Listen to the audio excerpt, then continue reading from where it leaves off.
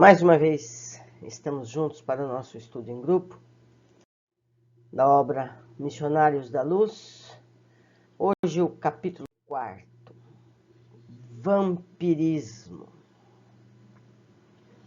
A sessão de desenvolvimento mediúnico, segundo deduzida a palestra entre os amigos encarnados, fora muito escassa em realizações para eles.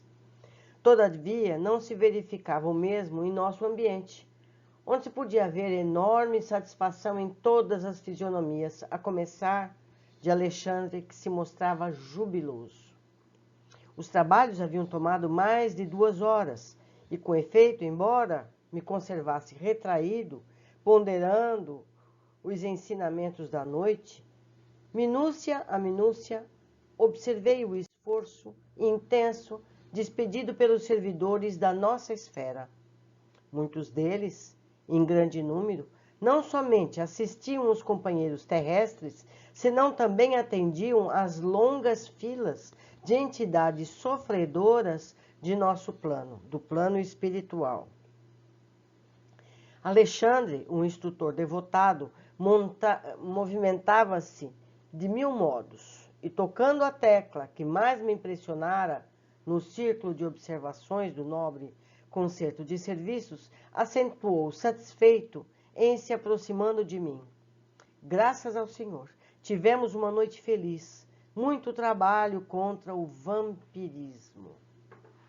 Oh, era o vampirismo a tese que me preocupava. Via os mais estranhos bacilos de natureza psíquica, completamente desconhecidos da microbiologia mais avançada. Não guardavam a forma esférica das cocáceas, nem o tipo de bastonete das bactérias diversas. Entretanto, formavam também colônias densas e terríveis. Reconhecera-lhe o ataque aos elementos vitais do corpo físico, atuando com maior potencial destrutivo sobre as células mais delicadas. O que significava aquele mundo novo? Que agentes seriam aqueles caracterizados por indefinível e pernicioso poder? Estariam todos os homens sujeitos à sua influenciação? Não me contive. Expus ao orientador francamente minhas dúvidas e temores. Alexandre sorriu e considerou. Muito bem, muito bem. Você veio observar trabalhos de mediunidade e está procurando seu lugar de médico. É natural. Se estivesse especializado noutra profissão, teria identificado outros aspectos do assunto em análise. E, a encorajar-me fraternalmente, acrescentou: você demonstra boa preparação diante da medicina espiritual que lhe aguarda os estudos. Depois de longa pausa, prosseguiu explicando. Sem nos referirmos aos morcegos sugadores, o vampiro entre os homens é o fantasma dos mortos, que se retira do sepulcro alta noite para alimentar-se do sangue dos vivos. Não sei quem é o autor de semelhante definição, mas no fundo não está errada. Aqui está uma imagem que mostra uma pessoa com vício no álcool. André ali ao fundo, eu não sei se vocês veem meu mouse, e o Alexandre aqui apontando a situação. Então, esse espírito ignorante se junta ao dependente químico, no caso o álcool, e aproveita as emanações do ser encarnado para também sentir as emoções. É muito triste. Vamos adiante. Apenas cumpre considerar que entre nós o vampiro é toda entidade ociosa que se vale indebitamente das possibilidades alheias. Então não é aquela imagem que a gente tem do vampiro que suga sangue. Não. É todo e qualquer encarnado ou desencarnado, que se aproveite de outro ser, seja das suas energias vitais, espirituais, e eu vou mais além, até da matéria que essa pessoa venha a ter, certo? Vive se aproveitando da riqueza alheia de uma forma ou de outra. Então, o vampiro é todo aquele que se aproveita do outro, seja de que forma for. Em se tratando de vampiros que visitam os encarnados, é necessário reconhecer que eles atendem aos sinistros propósitos a qualquer hora, não é só à noite, desde que encontrem guarida no estojo de carne dos homens. Ou seja, quem dá guarida somos nós encarnados. Eles apenas aproveitam a oportunidade. Então não vamos lá reclamar tanto. Alexandre fez ligeiro intervalo na conversação, dando a entender que expusera a preliminar de mais sérios esclarecimentos, e continuou. Você não ignora que no círculo das enfermidades terrestres, cada espécie de micróbio tem ao seu ambiente preferido. O pneumococo aloja-se habitualmente nos pulmões. O bacilo de Ebert localiza nos intestinos, onde produz a febre tifoide. O bacilo de Klebs-Loeffler situa-se nas mucosas, onde provoca a difteria. Em condições especiais do organismo, proliferam os bacilos de Hansen, Koch. Acredita você que semelhantes informações microscópicas se circunscrevem à carne transitória? Não sabe que o macrocosmo está repleto de surpresas em suas formas variadas? No campo infinitesimal, as revelações obedecem à mesma ordem surpreendente. André, meu amigo, as doenças psíquicas são muito mais deploráveis. A patogênese da alma está dividida em quadros dolorosos. A cólera, a intemperança, os desvairios do sexo, as viciações de vários matizes, formam criações inferiores que afetam profundamente a vida íntima. Quase sempre, o corpo doente assinala a mente enfermiça. A organização fisiológica, segundo conhecemos no campo de cogitações terrestres, não vai além do vaso de barro. Dentro do molde preexiste um corpo espiritual. Atingindo o molde em sua estrutura, pelos golpes das vibrações inferiores, o vaso refletirá imediatamente. Compreendi onde o instrutor desejava chegar.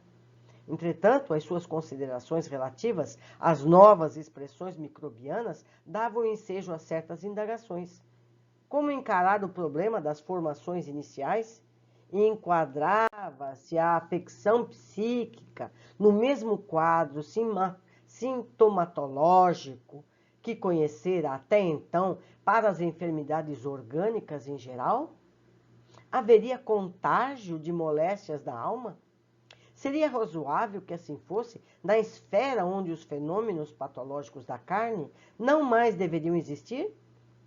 Afirmava Virchow que o corpo humano é um país celular, onde cada célula é um cidadão, constituindo a doença um atrito dos cidadãos, provocado pela invasão de elementos externos. De fato, a criatura humana, desde o berço, deve lutar contra diversas flagelações climáticas, entre venenos e bactérias, de variadas origens.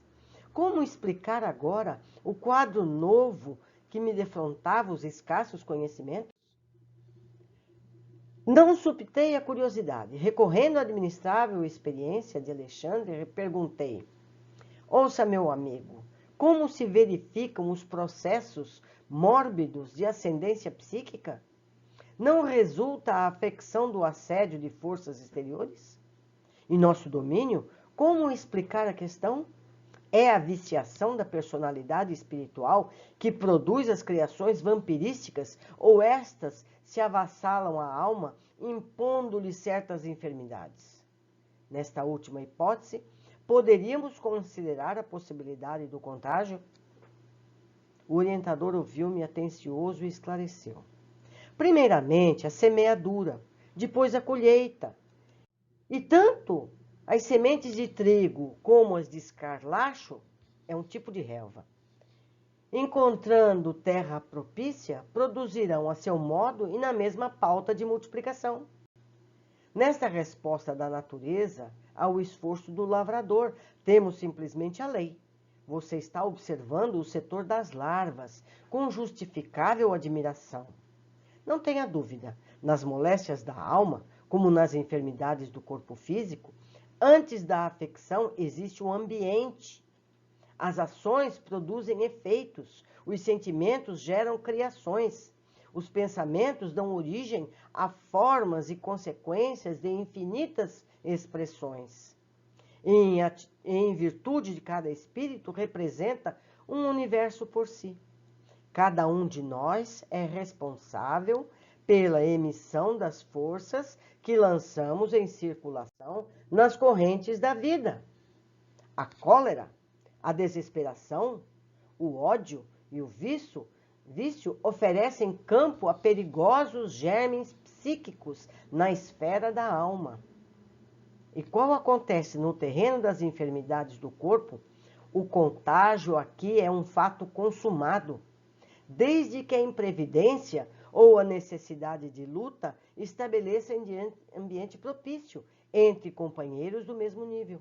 Naturalmente, no campo da matéria mais grosseira, esta lei funciona com violência, enquanto entre nós se desenvolve com as modificações naturais. Aliás, não pode ser de outro modo, mesmo porque você não ignora que muita gente cultiva a vocação para o abismo. Muita gente cultiva a vocação para o abismo.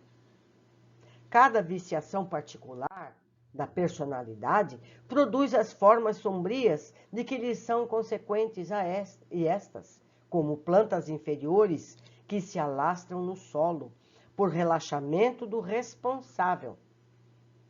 São extensivas às regiões próximas, onde não prevalece o espírito de vigilância e defesa, evidenciando extrema prudência no exame dos fatos e prevenindo-me contra qualquer concepção menos digna, no círculo de apreciação da obra divina, acrescentou.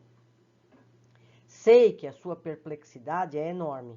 No entanto, você não pode esquecer a nossa condição de velhos reincidentes no abuso da lei. Desde o primeiro dia de razão na mente humana, a ideia de Deus criou princípios religiosos, sugerindo-nos as regras de bem viver. Contudo, à medida que se refinam os conhecimentos intelectuais, parece que há menor respeito no homem para com as dádivas sagradas. Os pais terrestres, com raríssimas exceções, são as primeiras sentinelas viciadas, agindo em prejuízo dos filhinhos. Comumente, aos 20 anos, em virtude da inércia dos vigias do lar, a mulher é uma boneca e o homem um manequim de futilidades doentias, muito mais interessados no serviço dos alfaiates que no esclarecimento dos professores. Alcançando o monte do casamento, muitas vezes, são pessoas excessivamente ignorantes ou demasiadamente desviadas. Cumpre ainda reconhecer que nós mesmos, em todo o curso das experiências terrestres, na maioria das ocasiões, fomos campeões do endurecimento e da perversidade contra as nossas próprias forças vitais. Entre abusos do sexo e da alimentação, desde os anos mais tenros, nada mais fazíamos que desenvolver as tendências inferiores, cristalizando hábitos malignos. Seria, pois, de admirar tanta moléstia do corpo e degenerências psíquicas. O plano superior jamais nega recursos aos necessitados de toda a ordem e, valendo-se dos mínimos ensejos, auxilia os irmãos de humanidade nas restaurações de seus patrimônios, e seja cooperando com a natureza ou inspirando a descoberta de novas fontes medicamentosas e reparadoras. Por nossa vez, em nos despojando dos fluidos mais grosseiros, através da morte física, à proporção que nos elevamos em compreensão e competência, transformamo-nos em auxiliares diretos das criaturas. Apesar disso, porém, o cipoal da ignorância é ainda muito espesso, e o vampirismo mantém considerável expressão, porque se o Pai é sumamente misericordioso, é também infinitamente justo. Ninguém lhe confundirá os desígnios, e a morte do corpo, quase sempre, surpreende a alma em terrível condição parasitária.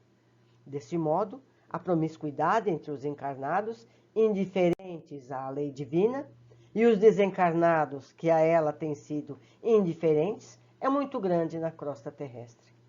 Absolutamente sem preparo e tendo vivido muito mais de sensações animalizadas do que sentimentos e pensamentos puros, as criaturas humanas, além do túmulo, além de muitíssimos casos, prosseguem imantadas aos ambientes domésticos que lhes alimentam o campo emocional. Dolorosa ignorância prende-lhes o coração, repletos de particularismos, encarceradas no magnetismo terrestre, enganando a si próprias, fortificando suas antigas ilusões. Aos infelizes que caíram em semelhante condição de parasitismo, as larvas que você observou servem de alimento habitual. Deus meu! Exclamei sobre forte espanto. Alexandre, porém, acrescentou: semelhantes larvas são portadoras de vigoroso magnetismo animal. Observando, talvez, que muitas e torturantes indagações se me entrechocavam o cérebro, o instrutor considerou, naturalmente, que a fauna microbiana, em análise, não servirá em prantos, não será servida em pratos. Vou ler o parágrafo outra vez. Naturalmente, que a fauna microbiana, em análise, não será servida em pratos. Bastará ao desencarnado agarrar-se aos companheiros de ignorância ainda encarnados, qual erva daninha aos galhos das árvores, sugar-lhes a substância vital, como nós vimos na imagem. A mesma coisa, esse vampiro, entre aspas, suga o alcoólico como suga também aquele que come, aquele que fuma. Todos nós, até mesmo no sexo. Muitas pessoas têm companhias que nem imaginam junto aos seus momentos. Não se conseguiria dissimular o assombro que me dominava. Por que tamanha estranheza? Perguntou o cuidadoso orientador.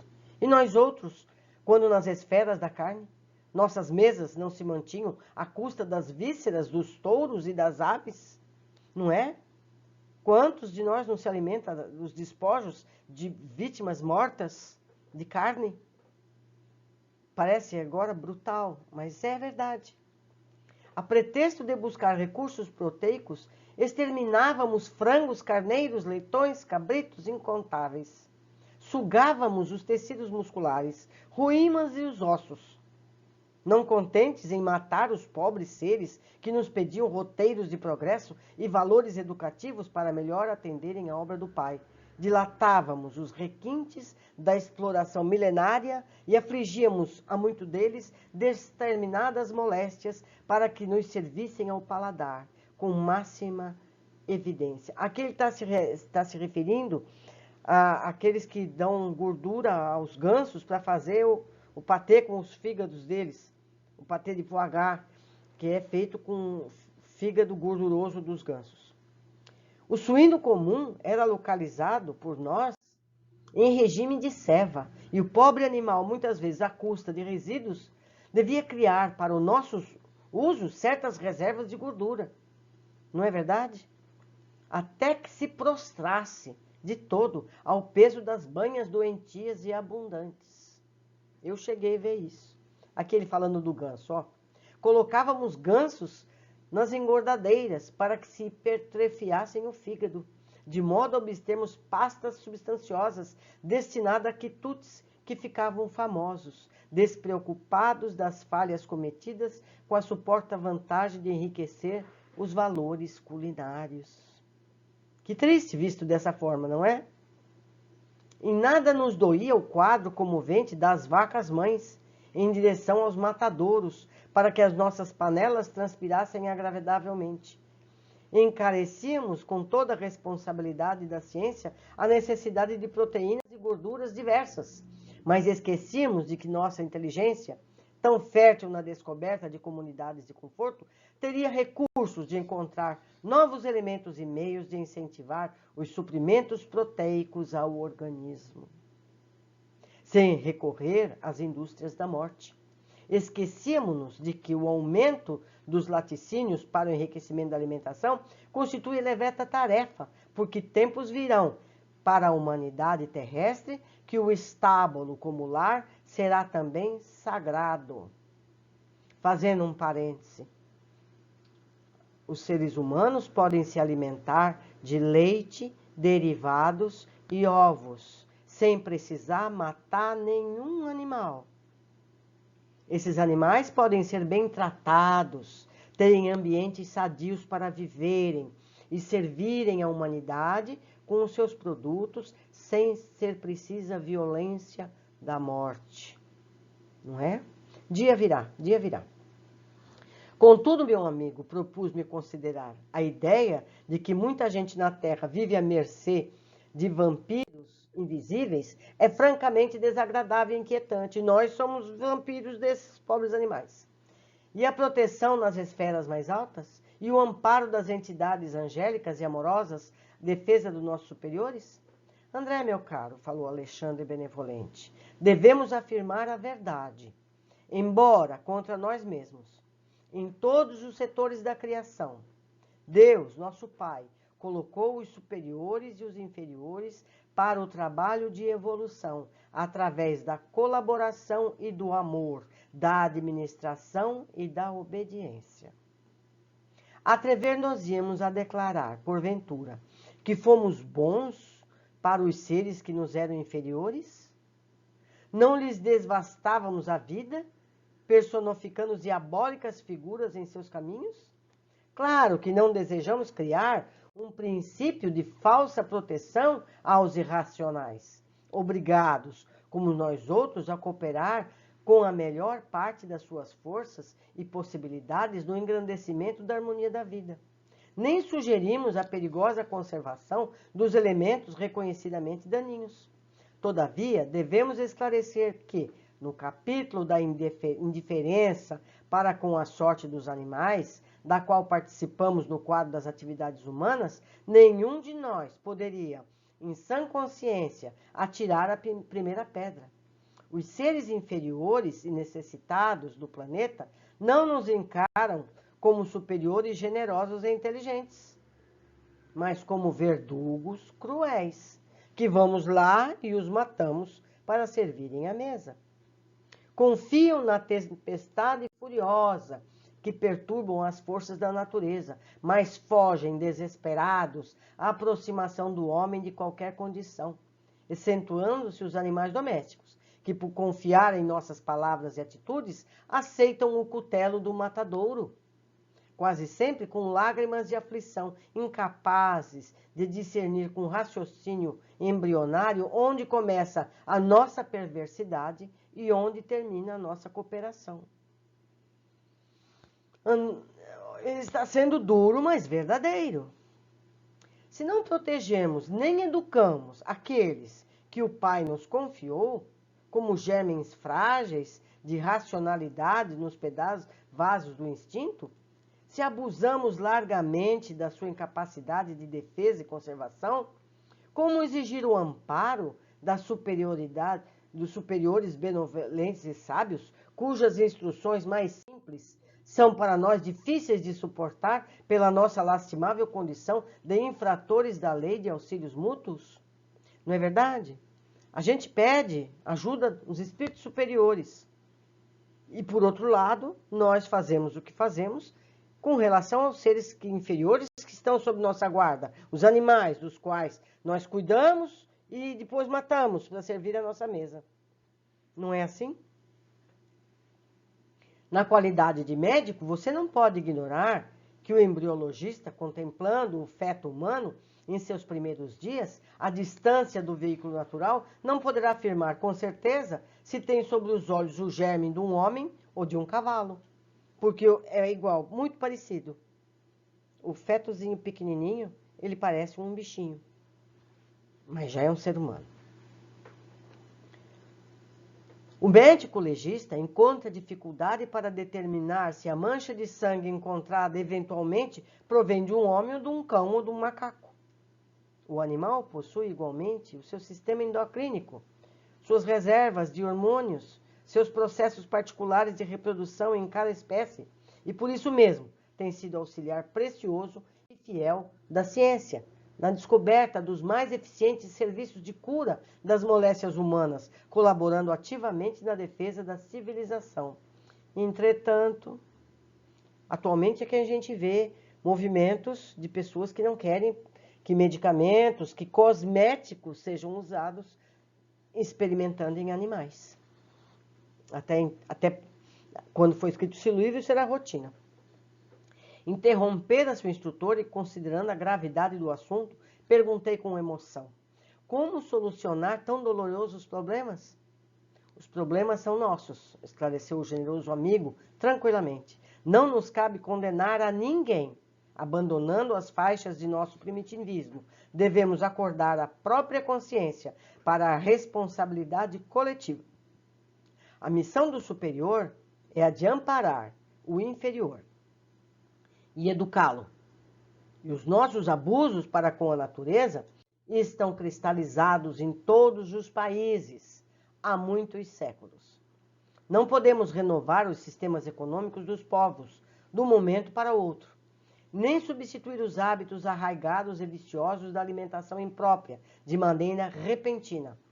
Refletem eles, igualmente, nossos erros multimilenares. Mas, na qualidade de filhos endividados para com Deus e a natureza, devemos prosseguir no trabalho educativo, acordando os companheiros encarnados, mais experientes e esclarecidos, para a nova era em que os homens cultivarão o solo da terra com amor, utilizar-se-ão dos animais com espírito de respeito, educação e entendimento.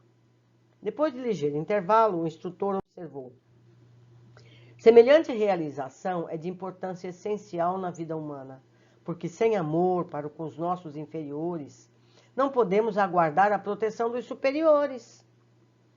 Sem respeito para com os outros, não devemos esperar o respeito alheio. Se temos sido vampiros insaciáveis dos seres frágeis que nos cercam, entre as formas terrenas, abusando de nosso poder racional ante a fraqueza da inteligência deles, não é demais que, por força da animalidade, que conserva desveladamente, venha a cair a maioria das criaturas em situações enfermiças, pelo vampirismo das entidades que lhes são afins na esfera invisível. Os esclarecimentos de Alexandre, ministrados sem presunção e sem críticas, penetravam-me fundo. Algo de novo despertava-me o ser. Era o espírito de veneração por todas as coisas, o reconhecimento efetivo do paternal poder do Senhor do Universo. O delicado orientador interrompeu-me o transporte de íntima adoração ao Pai, acentuando: segundo observa, o legítimo desenvolvimento mediúnico é problema de ascensão espiritual dos candidatos às percepções sublimes. Entretanto, André, não importa que os nossos amigos, ansiosos pelos altos valores psíquicos, tenham vindo até aqui sem a devida preparação. Embora incipiente no assunto, lucraram muitíssimo, porque foram auxiliados contra o vampirismo venenoso e destruidor. Surpreendeu-se você com as larvas que lhes avassalam as energias espirituais. Agora verá as entidades exploradoras que permanecem fora do recinto, esperando-lhe o regresso. Certo?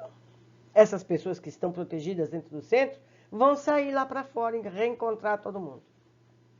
Lá fora? Perguntei alarmado. Sim, respondeu Alexandre. Se os nossos irmãos conseguissem, de fato, estabelecer sobre si mesmos os desejáveis golpes de disciplina, muitos ganhariam em força contra a influenciação dos infelizes que os seguem. Lamentavelmente, no entanto, são raros os que mantêm a necessária resolução no terreno da aplicação viva da luz que recebem.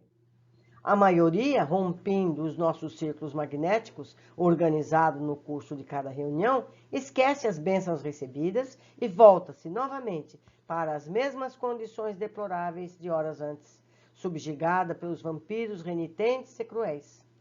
Oh, que lições! Exclamei. Notando que os nossos amigos encarnados se dispunham a sair, o instrutor convidou: venha comida via pública, observe por si mesmo. Essa lição, como todas as outras, foi, como se diz no Brasil, na costela. Apertou. Vamos lá, vamos detalhar. André resume a reunião mediúnica que vimos no capítulo anterior.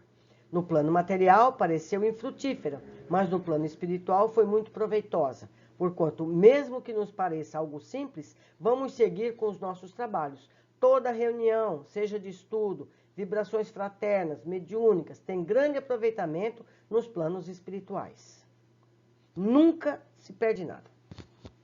André se mostra surpreso com a grande quantidade de micro-organismos do plano sutil, atacando vorazmente os corpos físicos e perispirituais das pessoas.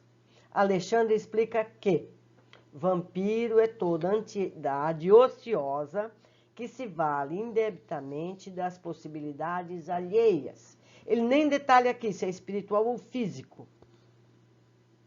Entende? Aquela pessoa que vem à nossa casa, física, para se aproveitar do que nós temos, é um vampiro. Certo? Ele chega justo na hora da refeição, se convida para a reunião, é um vampiro. Assim como aquele espiritual, que também vem fazer refeição conosco, vem tomar a bebida alcoólica e outros que tais, que não cabe novamente detalhar. Alexandre explica que vaso de barro dentro do molde pré-existente do corpo espiritual, atingindo o molde em sua estrutura pelos golpes das vibrações inferiores, o vaso refletirá imediatamente. Ou seja, o que atinge o corpo físico, atinge o perispírito. O que atinge o perispírito vai atingir o corpo físico.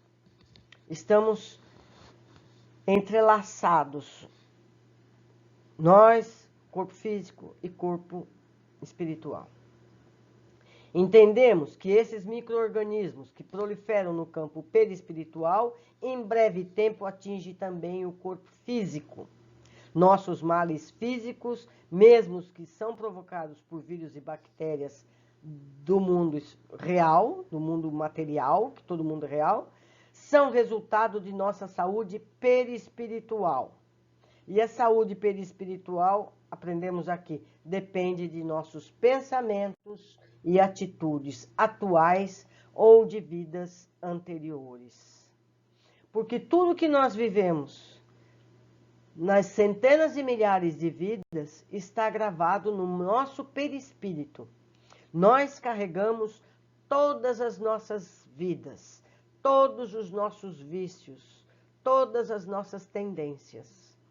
Cabe a cada um de nós ir retirando paulatinamente cada uma delas, limpando gradualmente à medida que formos sendo capazes. André se surpreende com tantas descobertas e criva Alexandre de questões, e este responde com, primeiro a semeadura, depois a colheita. Ou seja, são nossas escolhas, seja em pensamentos ou atitudes, que nos abrem as portas, seja para a saúde ou para a doença, felicidade ou infelicidade. Sempre lembrando-nos que temos uma vida, alternadas em tempos em matéria e fora da matéria. Nossa semeadura é milenar. Alexandre detalha as fontes de nossos males, por ser extensa, abordamos durante a leitura, não é? 6. Vemos que o parasitismo não se limita às criações anteriormente descritas. As simpatias vibratórias entre espíritos encarnados e desencarnados faz com que seres de idênticos interesses se aproximam e se unam simbioticamente, e o desencarnado se aproveita das viciações do encarnado e, por sua vez, este aceita as sugestões das viciações. Então, somos nós que atraímos esse, entre aspas, vampiro. Então, nós não podemos nos queixar deles, porque nós que convidamos para entrar. são nossos vícios que os atraem. E assim eles entram e se estabelecem. Então, aquela pessoa que acha que vai a um centro espírita, vai receber um passe, vai passar por um tratamento de desobsessão, que ele está livre, ele não está. Porque assim que ele sai do centro espírita, se ele se mantém com os mesmos pensamentos e atitudes, ele vai reatrair o mesmo espírito ou um outro novo. Então, depende de cada um de nós a companhia que temos. Passa a ser fácil, não é? A solução é muito fácil. Difícil é o exercício dela. Alexandre detalha a falta de sensibilidade desta sociedade que sacrifica animais das mais variadas formas para o consumo de proteína e esclarece que o consumo de leite e derivados pode ser uma fonte preciosa de proteína e exalta que os estábulos serão um dia sagrados quanto aos lares, certo? Será um lugar onde a gente colhe o nosso alimento, com todo respeito e dedicação a esses animais. Concluímos ainda que a aproximação dos animais domésticos com os humanos, sejam os de companhia ou os que produzem proteínas, ajudam a acelerar a evolução desses animais. Percebemos? Então, quando você tem um animalzinho doméstico, seja uma galinha, um cachorro, um gato, uma vaca, o que for, o contato com o ser humano faz com que a evolução desse animal se acelere. É uma contribuição que a gente deve dar com amor. Diz ainda Alexandre, Deus, nosso Pai, colocou os superiores e os inferiores para o trabalho de evolução, através da colaboração e do amor, da administração e da obediência. Ou seja, a convivência entre os seres das mais variadas faixas vibratórias nos estimula a crescer. O amor, fraternidade, benevolência, indulgência, perdão podem assim ser exercitados. Como podemos pedir aos espíritos superiores que tenham piedade e misericórdia quando nós mesmos não costumamos ter essa benevolência para com os animais? Não é?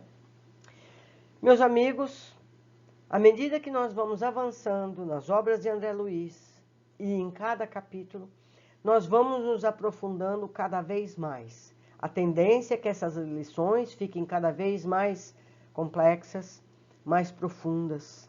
Então, nós precisamos aprimorar o nosso interesse e o nosso entendimento para poder observar o máximo possível.